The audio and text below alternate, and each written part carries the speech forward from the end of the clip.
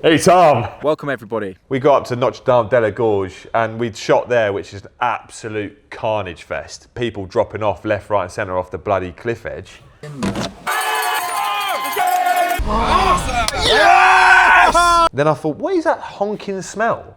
It's about 3 a.m. I wake up, look over, Lewis Collins, laptop out, headphones in. He's badgering away. Yeah. I did warn him before he went, I went, this bike is so rickety that your arms are going to shake off. Yeah. My big clompers clipping the floor, went over the handlebars, dropped straight into the grass reeds.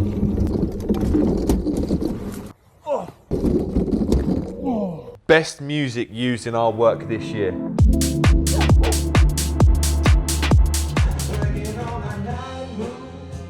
Working on a night move. What, you'd ride into battle to If you this? was riding into battle on this, you'd be like, yeah, me and the comrades. Me and the boys? Yeah, me and the comrades are ready for war. Name of the song? Ultra violence. Ultra Violence. Not just any old violence. Ready? No, this is evil, innit? This could be one for our next video. Jakob.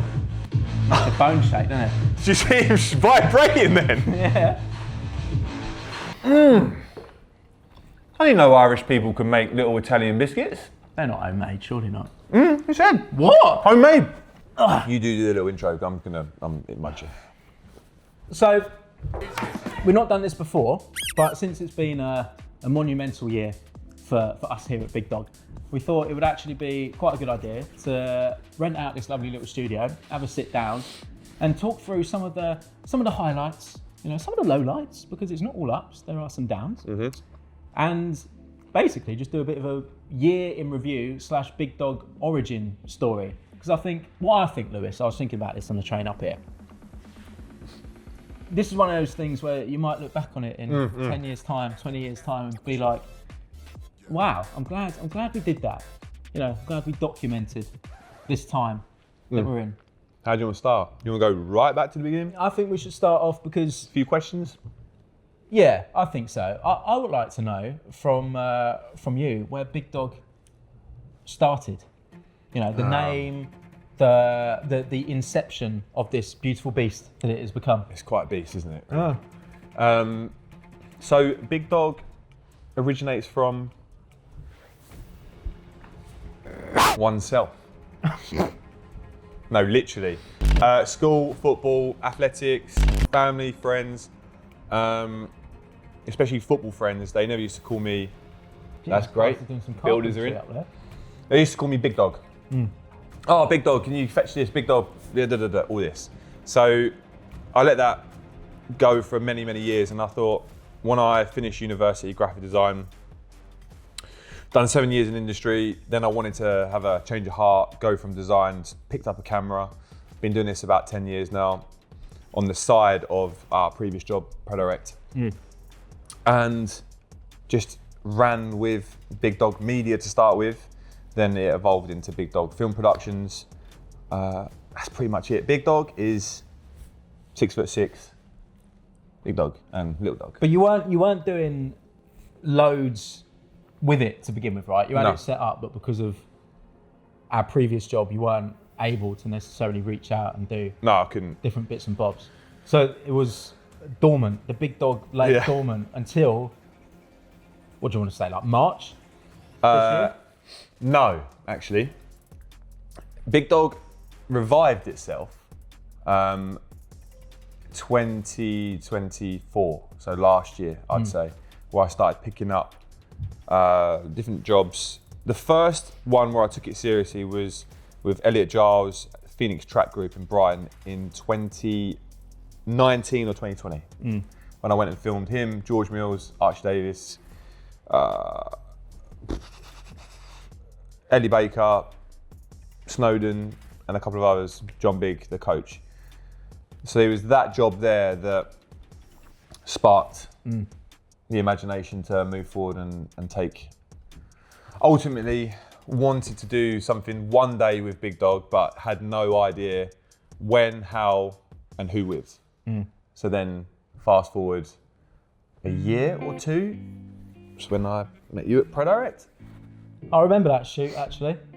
very fondly. So we did a review of the Nike Pegasus 39, I believe. That's it. Yeah. And I remember walking back from it, and you were talking about how it would be amazing to travel and film some runners, go to Kenya maybe, do all of this sort of stuff. And it was the first time that we had met, wasn't it? Yeah. And we both started Pro Direct pretty early on. Like we were both there about the same time, like within a month or two of each other. And I remember coming back from that trip and thinking, my God, like you'd think working in the running industry, everybody around you is obsessed with running and understands running, but it's actually not necessarily the case. So I come home from that trip thinking, there's someone here who is good at what they do, they love what they do, but they also love running, the sport of running, and not just the sport of running, but the culture of running and documenting running and athletes. So I sort of thought then, we could be onto something, and I knew that we'd probably end up doing lots of stuff together at Pro Direct. Didn't necessarily think that we'd end up doing all this that's happened in the last 8-9 months. I think it's because we care about our work. Probably too much. Take a lot of pride in our work. So many of the shoots that we've done creatively come up with the concept and athlete storytelling and stuff like that. So there's actually a good analogy that Big Bradder's New Balance said about us. He said, I don't know if you remember this, he said that you are the brains of the operation and I'm the architect that brings it all together. So you used to come to me with a creative brief and then we'd both align on that direction. And always come to a final outcome that we're both happy with. But no, I think it's maybe interesting to know exactly what we do in terms of, because I feel like sometimes people don't necessarily know what the split is, who does what. Yeah. What is the split, Thomas? Because we're talking all areas of business here, or just creative. I think all areas. But obviously just you can start. Okay, so anyway, geographically, me and Tom are quite a way apart in the country, in the UK. Tom lives in the, what are you going to say, west? Southwest, Bath. Unless you want to pronounce it any posher than that, then you can. Bath. And I'm from the mighty Stone, Kent. Ed from down the road, Ashford, Sutton Valence. Posh boy, by the way. One of the richest private schools in the country. Don't you dare shake your head. So, Bath, Kent, our work is solely on FaceTime, WhatsApp, every single day. Every single day. Hours average, probably, chatting to each other. I do video, graphic design, and all business logistics. Simplest terms, on a lot of the stuff that we're doing at the moment, it's photography, which I always enjoyed doing, but only in the last year or so has become like a bit of a full-blown obsession. So that's amazing. It's amazing to be able to just do something that you genuinely enjoy doing and would do for fun. Like, I take camera with me everywhere. It's nice to turn that into a job, if you like. So but what was your previous job? You haven't said. Producer, really. But I mean, bits of everything, producing, social media, like all of that sort of stuff. It was quite fluid. I think the way that we work best just naturally tends to be, I'll do the liaison, the talking and the pandering to people, if you want to call it that. And then, I guess from an ideas standpoint, we kind of share the load there, but I think I'll normally have or quite often have that initial idea, and then from talking to you, we'll refine it and come up with something that's actually achievable. Tom is the one that goes in first. So saying it's a two-man operation, SAS, you got to go in and infiltrate a room, right? Who's going in first? Phone's booting the door in, and he's going to neutralise the situation. I like that. Yeah. You are neutralising the neutraliser. Tom, the neutraliser Folan. Yeah. The reason for that is because if you send in a ball in the china shop, maybe my face can piss people off or my tone of voice. Yeah. It's only because I nicked a little electrolyte gel or something like that. But you'll hear just from the way he conducts himself, it's very loud, right? Yeah. A very verbose character. Verbose. Yeah.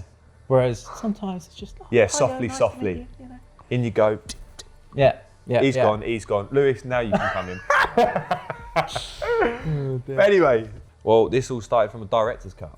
See, life is about taking risks. Yeah. But that's one thing. Sammy actually said this. My lovely wife, Sammy. I know you're watching. Hi.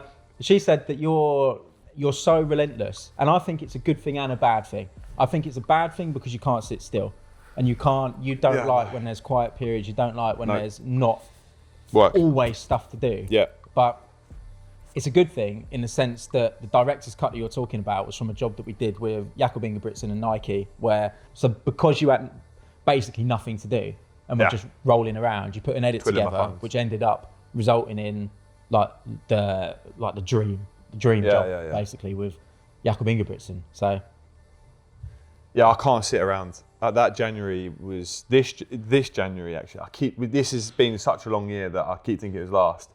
This January, I was in the bin mentally. Like I was like, I can't be twiddling my thumbs. I can't be doing this. Sitting on YouTube doing research every day. I need to do something practical, like with my time. So that's why I started doing director's cut of all sorts of projects. It wasn't just Jakob. It was everything. And then, like you say, Elizabeth reaches out, bish bash bosh. A couple of months later, I mean, who wouldn't take the opportunity? That's what you got to ask. I've been in the sport since 6 years old, right? You get one of the greatest middle distance runners of all time comes to you and says, look, we want this for a year for you to follow our journey. What the do you think I'm going to say? I think as well, just if you're not in the weeds, if you're not in the trenches of the running space, if you're not used to talking to athletes, if you don't follow what's going on online and you don't see like the shift towards long form storytelling with brands and athletes and everything, you wouldn't be in a position to even hold a conversation with someone like Jakob, someone of that caliber, because they're used to having cameras in their face. He's had a camera in his face since he was 10 years old, like probably younger. So that's nothing new. It's not like this new thing that they're trying. They've had documentaries made about him since the beginning of his life. So I think it just shows, like you say, those years of speaking to people like that and navigating in that way ended up with that opportunity. My question for you is what sets us apart from everyone else in that regard? Yeah, I think it's exactly that. I think, like you said earlier, we just care a lot about what's that?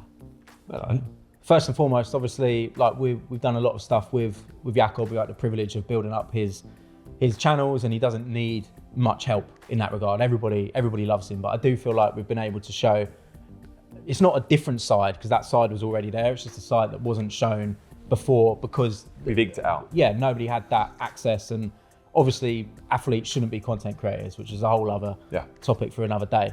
But I feel like that's really what set us apart, is the commitment to showing athletes in their natural habitat and not getting them in an environment like this where they're just plopped on a sofa or in a studio somewhere and you're just drilling them with questions. Athletes, they don't belong there. They belong on the track, on the roads, like where they've spent the majority of their lives, where they've spent most of their time.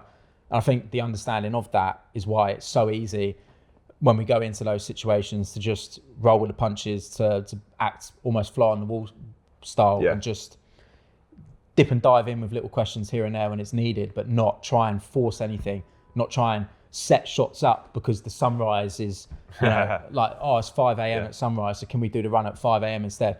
That doesn't even enter the picture at all. I want to show you something. I got sent this today. So you say that we care a lot, yeah? Yeah. We have had a lovely little shout out. Oh, really? We have. Bluetooth. You sure it's on? Waiting up.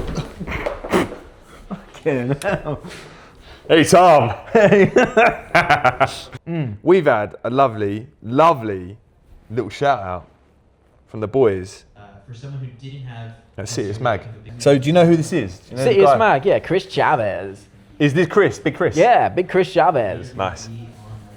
Guess who sent me this? Cool. Hey. Mark Cookway. Really? The boy. Here you go.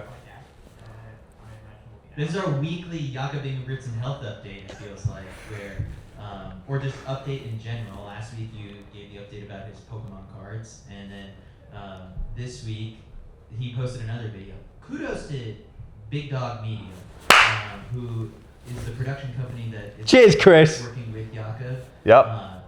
Fantastic work, all 2025. For someone who didn't have necessarily, I think, a big channel last year, you can tell he invested in bringing these guys in to produce and publish all of his content, and it looks great, and I love just sort of like it's got his voice behind it, basically. And that's not always easy to accomplish when it's sort of like you just have You're right, Chris. a production company handling like an athlete's channels. Like Jakob's found his guys who he can speak openly with. The most recent thing was this deer cross country. Writing in a. There's also just sort of like him kind of trolling a bit or just like being funny. Is that the gist of it? That's the gist. Yeah, nice. It's the long and short of it, mate. April 17th to current date, BigDog has been working with Jakob as our main client and some amazing other brands, athletes and clients along the way. One that springs to mind straight away that big boy behind the camera joined us with was YouRun, Clarkey and the team there, Mo Farah. Done the launch piece with them and then done some athlete storytelling with his missus Charlotte Purdue and things like that. Unbelievable brands doing good things, aren't they? Like, they're a good bunch of people. Yeah. I mean, everybody in the running world knows Clarkey. Yeah. And for good reason. Yeah. Yeah, he's a bundle of energy, isn't he? But he's also Character, Clarkey. He'll never say it himself, but he's one of the most talented runners that this country's probably ever produced. But to his credit, Charlotte Purdue was always not ahead of him, but from a comparison standpoint, she was doing well in major marathons. She was, on those big start lines. Yeah. And he seems to have put her first and put her career first, which is unbelievable. I don't think you'd find many blokes who are as supportive. Like we saw him at Valencia Marathon. Unfortunately, it didn't go to plan for Charlotte in the end. But you see how passionate he is on the side of the road and how nervous he is. Yeah, he's probably one of the other guys in this planet that is obsessed with running. Like obsessed with running in every facet of his life. Yeah. It's actually crazy. So well, it is his life. It is, yeah. YouRun. They got new running app. Yeah. That's him for life. Yeah. Next client we can't overlook is Lauren Rolls. Shot with her, Paralympic rower. God, I actually can't remember how many times she won. 3-time gold medalist. 3-time gold medalist. 3-peat baby. Wow, 3-peat. Yeah. She's an amazing girl, amazing woman. Has done incredible things for that sport. And then we move on to into the mountains, into the forests, into the long 36-hour jaunt of what is UTMB, which we had no idea what we was walking into. Yeah, that was definitely the hardest shoot of the year, UTMB, I think, in terms of just pure energy expenditure. For people who don't know, it's a 24-hour plus race through the Mont Blanc mountains. The elites are doing it. What did Baptiste run? 21. It was like 21 hours. 21 hours. So the elites, like he came 10th, Baptiste. That gives you some kind of idea of how long you have to be focused and locked in and dialed in for. Nutrition, everything has to be on point. The training blocks are outrageous for it. Yeah. So to have the experience we weren't crewing him from a sense of providing him with nutrition and all that sort of stuff, but we were crewing him in a sense of capturing every single checkpoint that we could possibly get to. So that was our brief, wasn't it? Live updates. Yeah. That was the brief. To follow him as a Nike ACG athlete and provide constant updates on socials, which I think went down pretty well. Yeah. Considering you were there in your laptop at 1:45 a.m. on top of a car bonnet as he came through that little town. Yeah, me and Gangrene Gabriel. Gangrene. Big up Gangrene Gabriel. The reason behind Gangrene is because he only took one pair of shoes on the trip with him and he went out for a run with this man through the sopping wet swamps. When I say torrential rain, I mean like the sort of rain where you look out the window and think like, wow. You go out and you're fully saturated immediately. He had they were like Brooks shoes as well, so it's like even more minus points. And then Brooks. And then he's walking around breakfast in his socks because he had his shoes on the heater. Anyway, great man, wonderful man. Yeah, works hard as well. Yeah, I think that was tough because we were up from 7 a.m. till the following day when he finished at 5 p.m. and then we didn't go to sleep obviously till 10 p.m. that night. Yeah. But in between that, we only had 50 minutes sleep from 6 a.m. till 6:50 a.m. Yeah. Then we get a knock on the door. By the way, before all of this had happened, we got up to Notre Dame de la Gorge and we'd shot there, which is an absolute carnage fest. People dropping off left, right and centre off the bloody cliff edge. Families and that. Scenes, by the way. It's unbelievable to shoot, but my God, is it sketchy. Get back to the car. We've then got to travel through a tunnel through, the between Switzerland, Italy and France. Yeah. Mont Blanc. Is it Mont Blanc? And the fucking car's dead. There's no battery. So we thought we couldn't get to the next checkpoint. Pissing with rain. Pouring with rain.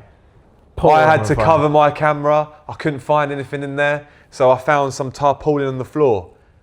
Got the tarpaulin out, wrapped it around my camera. Then I thought, what is that honking smell?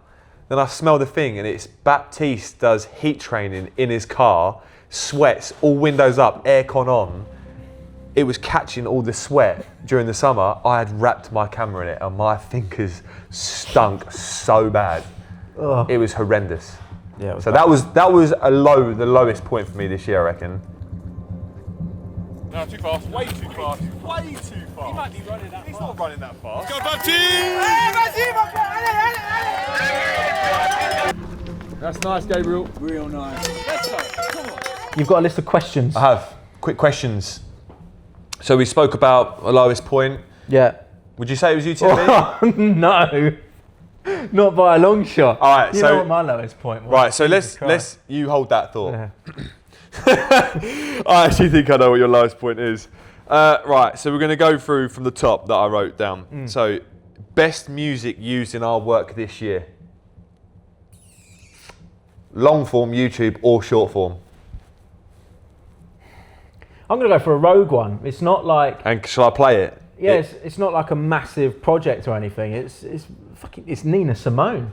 Mate, it was up there for me. Yeah, Nina Simone on the Bandit and Run Limited Winter Nights cross country event a few weeks back.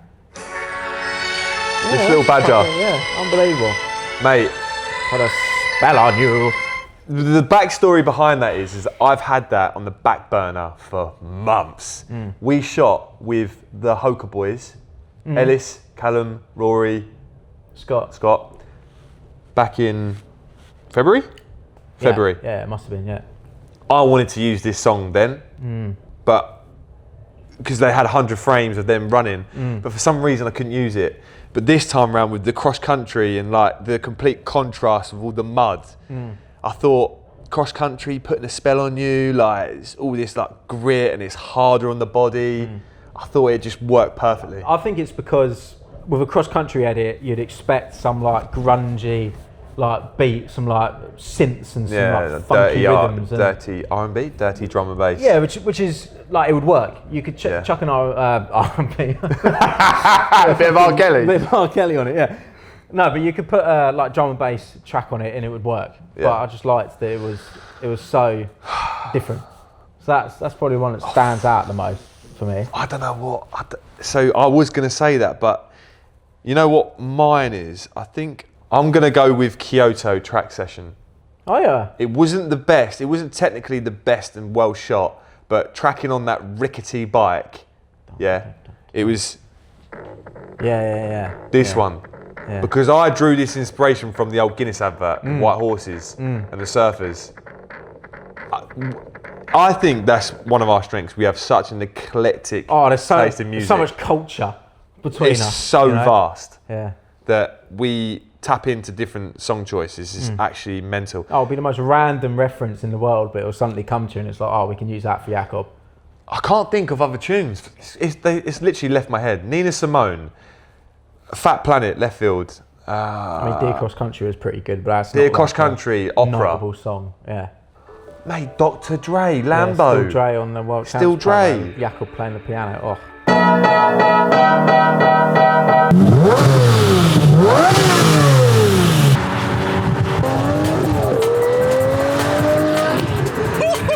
We got to our 2 thing there. So favourite project? As a whole, Tokyo was the best project. I mean, it's the obvious answer, World Champs Tokyo.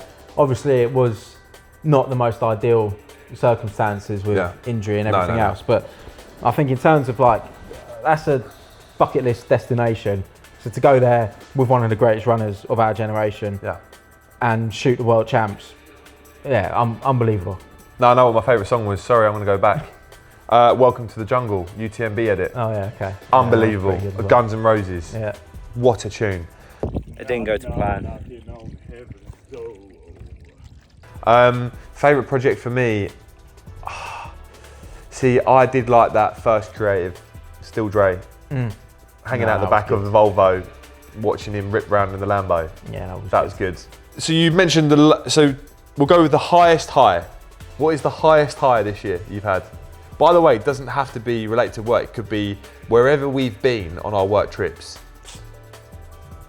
I think UTMB is probably it was a bit of both, but in terms of like the feeling of seeing Baptiste. What, 8 like, come a.m? down that shoot, the finishing shoot. That's got to be up there for me. I quite like the 8 a.m. German techno, hang out the boot. Yeah, that was pretty good as well. That was nuts. Blasting German techno through this forest at like 7:30, 8 o'clock in the morning with hikers walking past, and we're trying to G them up. Yeah, no, that was crazy. Good. Highest high for me was probably. When you go all the way back. Give me a sec. I think the highest high is just starting BigDog and being offered the opportunity. Like actually doing it, you know. Being offered the opportunity to get cracking with this. It's always been a dream to finally go freelance, and to go with yourself is even better. Oh. So lowest low, moving on swiftly. Lowest low is definitely, so in Tokyo, as amazing as it was, oh God, there was a couple of days where I was severely, well, we were still jet lagged. So I'll set the scene. It's about 3 a.m. I wake up, look over, Lewis Collins, laptop out, headphones in. He's badgering away. I was like, what are you doing? He's like, I can't sleep. And although I was asleep, as soon as I woke up, I was wide awake as well.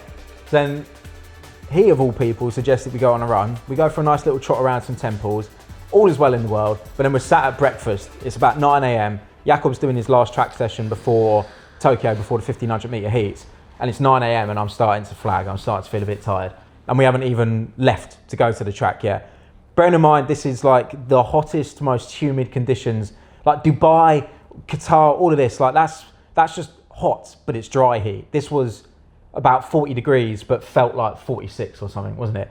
So I started feeling a bit like tired. Didn't drink any water during this track session, none. A university student lent us their bike, which, as Lewis said, it was like a comical circus bike. It was like designed not to be rideable. Yeah. So I started following Jakob for a rep. About 20 and I did minutes warn into him. it, I did warn him before he went. I went, this bike is so rickety that your arms are going to shake off. Yeah. So be prepared. So like this. So he's riding one-handed, by the way. Front wheel. Oh yeah. Not like this. Like this. Front wheel hits like the barrier, like on the inside of the track, and straight over. Hand up in the air to protect the camera, which meant my left arm just went straight down onto the track. And I knew my wrist was bad straight away, but obviously you play it off, don't you? It's like, no, I'm fine. I'm actually all right. Yeah, no problem at all. He buckled himself, and I had to turn around because I wanted to crease up. And I had Philip getting onto me, his brother, going, "You're not going to go and help him out?" I went, "No, I'm not. No chance. He's not that bad." He got up straight away. Yeah. Well, we cracked on anyway for the rest of the day, fine. And then about, I don't know, 4 or 5 o'clock in the afternoon, I started feeling so awful. Ropey. Like sick, shivery, like my wrist was like pulsating. I couldn't move it. I couldn't even like move it at all, could I? No. We went to Uniqlo. I might have bought like a couple of t-shirts and I couldn't hold the bag that the t-shirts were in. That's how bad it was. You didn't even join me for dinner that evening. No, Lewis went for sushi and I just sat there watching him eat it. So the next morning, I wake up, look at him. He couldn't, first time out the whole year, he couldn't make the shoot. So I had to run across the road, get him watermelon, and I went to a chocolate shop. Yeah. And got him a bit of cake, whatever it was. Yeah, that's a Brought back some crisps. And you, jobs are good. Yeah. Then I was okay, I started coming around. But my wrist is only just like back to 100%. It was fucked. So that's your lowest low? Yeah, no, definitely. Only because it was so bad. I felt so awful that it was like heat stroke, jet lag, and a sprained wrist. Like it wasn't just one thing. Yeah, and there's one more as well. You left me in the lurch as well, so I had to go travel across Tokyo. Yeah. I couldn't go to the hospital thing and shoot there. But yeah, that was definitely the worst because I thought, the trip's like it might be ruined here. Like I actually don't know what I'm gonna do because I couldn't hold anything, or like you can't put your socks on, you can't even put your shoes on, and you're meant to be agile and moving around and reactive, like getting on and off trains, on and off planes. You couldn't even have a paper bag. I had nothing in it. Yeah, it weren't good. That was my low point. God. For sure. My lowest point was probably the absolute sweat fest in that car with our jackets on, and I had my camera covered with a sweaty tarpaulin and my fingers honking. Yeah. I tell you what, the highest high for me was actually covering the London Diamond League with all the boys. That was probably my highest high. That was my high, because it's hometown. I've raced at the Stratford track, got the London Stadium. That was it. How you feeling, mate? I'm feeling good.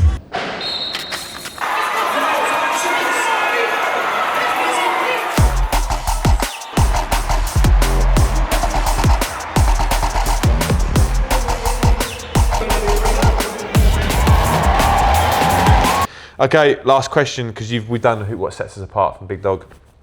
Last question, and then we're getting you in. Main learnings from year one at BigDog. The creative part is great, but that's like 20% of the actual job. Yeah. Like the amount of emails that are going back and forth. I didn't necessarily expect things to progress as quickly as they did, and I didn't necessarily expect to have like long-term partnerships in place. I thought we'd be here, there, and everywhere. Run clubs here, this, that, there, but to have like multiple long-term things in the pipeline is amazing. But it's definitely the biggest learning. Like those things take time, and you have to be patient. And you also goes back to you not being able to sit still. Have to accept that there's cycles with this stuff, and you can ping off emails, and it doesn't matter how enthusiastic you are. If the people on the other end are on annual leave or whatnot, you're not getting a reply. So, but I'm still going to badger. Of course, but managing that side of things, I think, is difficult. Yeah, very. The waiting. So you're saying that the learnings are like the back end stuff. The biggest learnings have been all of the stuff that exists outside of just the physical shooting itself and the idea side of it. Because none of that happens if you don't do the groundwork to begin with, and that groundwork is not harder than I thought. It's actually quite enjoyable most of the time, but it's just time consuming. I think main learnings for me and for us is probably the words pivot. We've had to pivot so much this year when it comes to time schedules. He's now injured again. He's now got an aggravation to the Achilles, so this session's changed. No, you can't use that ending to that creative. You need to come up with something else. Even though that we had spent 5 days on a script and a creative storyboard. And the list goes on. Like the way that we have to pivot all the time within a matter of an hour, half an hour, we've got to be at a certain destination to then shoot. That's crazy. Because not a lot of people can adjust that quickly in those scenarios. They'd have to, it's the lighting was perfect at this time of the day at like 7 a.m. or whatever it is, before midday with a harsh sun at 10 a.m. Oh no, he's doing his session now later when the lighting is even worse. Yeah. But there's ways that we've managed to maneuver and make sure we get the best out of every situation. We don't moan that much. Weather conditions, pissing with rain, Sierra Nevada, ice cold, 2 degrees. Well, ended up hanging being out the back of a boot. That we did. One of the best videos, familiar conditions, Teardrop, by the way, that song, unbelievable. Yeah, true, good shout. We've obviously waffled on for a very long time. Waffle, Belgium, land of the waffles. That's where we've been. But I think, there's so many people in this space now. On a serious note, there's so many people in the running world that are doing good work. Yeah. There's lots of people who are doing less good work. But either way, it's saturated, right? There's 1,000,001 different run clubs. Toys R Us have probably got a bloody run club now. So it's everywhere. So I think it's interesting to see. I always like when people show behind the scenes type stuff of how things were done, like how they ended up in the positions that they're in. And I think that if anybody finds this remotely interesting, then it's worth doing. But it's more for us to document it and just show like the progression over the last year, and hopefully do another one next year and be in a even better position. What actually does BigDog offer? What do we offer? What do we want to be? What do you do? I think you said to brands all the time that you want it to be like an athlete servicing hub or department, right? That you want this to mold into a brand that services athletes, that they don't even have to worry about their social media, and we take care of that and document their journeys, because that's only going to bring eyes to the sport. Yeah. Again, going back to how oversaturated the running world is at the moment, and how many there's a lot of good press, but there's also a lot of bad press when it comes to influencer culture and all that kind of stuff, which you don't need to get into the weeds of. But I think athletes more and more have to be active on socials. They have to have some kind of presence online. And I think as a result of that, you're seeing a lot of athletes who are hybrid athletes, where they make content, but they're also half decent runners, doing far better financially, let's not sugarcoat it, than some of the best athletes in the country, purely because they've got to know how to make content.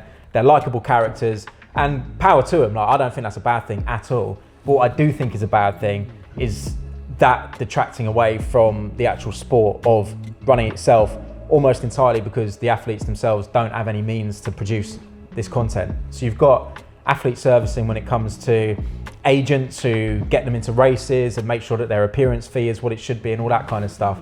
But I think what we like to do is find ourselves in a niche where you're looking after athletes from a content perspective. You represent them in a way which is authentic to themselves and to the brands that are supporting them, but without, it's just as it is, you're just documenting their journey and their journey through. But the brands need to buy into this. Yeah. And they can't. I know the world is all short form and attention span is less than 5 seconds. But what we're trying to drum in is that the long form is worth it in the end when you play the long game. I think it's all there is. I think if you think back a few years, so even things like Vine, for example, which were massive. People were millionaires off Vine, making, how long were those videos? Like 3 seconds or something, were they? Yeah, something stupid. Like that, nobody remembers any of that anymore. It's forgotten. Like that whole platform doesn't exist. I'm not saying Instagram and all this is suddenly going to go up the spout, but you'll definitely look back on some of the trends that are prevalent now and think, what the f*** were these people doing? The formula of it, how everybody's sort of doing the same thing, they're all wearing the same clothes. I don't think there's anything wrong with it. It's trends, and trends will always come and go. Yeah. But storytelling, it's a word that's been thrown around a lot. But if you're just documenting someone's journey through the sport in an authentic way, it's never gonna go out of date. It's never gonna be obsolete. It's never gonna go out of style, because you're not forcing anything that doesn't already exist. You're not using some trending audio which after, how many times you go on your Instagram now, you're like, this song again. The same song over and over and over again. I think people are going to get tired of that, and they already are. And you're already seeing the likes of Andrew Storer, who's doing Clayton Young series, and people like that who are massively committed to long form, massively committed to storytelling content with athletes. Yeah. And you're only going to see more of it. And hopefully that ties into the brands who are also going to realise that making our athletes, making our athletes, putting them on a pedestal, putting them out there, showing their personality is only going to be good for the athlete and the brand. And the sport. And the sport, yeah. So that's BigDog. And general production company. Yeah. I'll say that's the niche. Video, design. If people ask what the USP is, I think understanding the sport, understanding athletes, understanding the sport, understanding athletes. Knowing that they need a platform to be successful and providing that platform, hopefully. Yeah. And also co-training partners as well. Like if you ever want to tap me up for a 400 session, I can get involved. And what about you? You're back in the 5K mix now, right? Yeah, I'm back running. Yeah, you're not catching me doing marathons. I only do one round the track. One lap club. Anyway, guys, thanks for watching. Drop a comment, let us know what you want to see next time. Like and subscribe. This has been BigDog Film Productions. And until then, see you next time, guys. Maybe.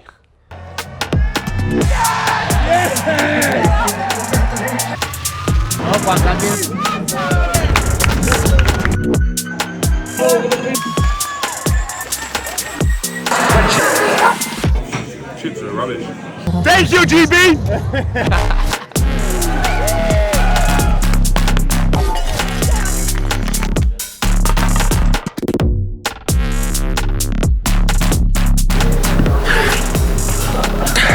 Yeah, I think mine started from when I was at Candy Kitten as a designer.